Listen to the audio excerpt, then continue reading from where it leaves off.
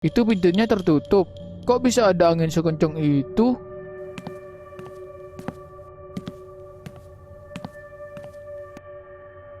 Bener udah tertutup, bahkan terkunci.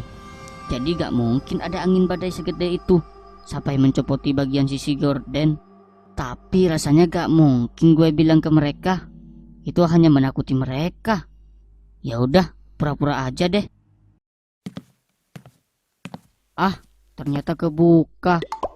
Sudah gue kunci nih. Ayo tidur.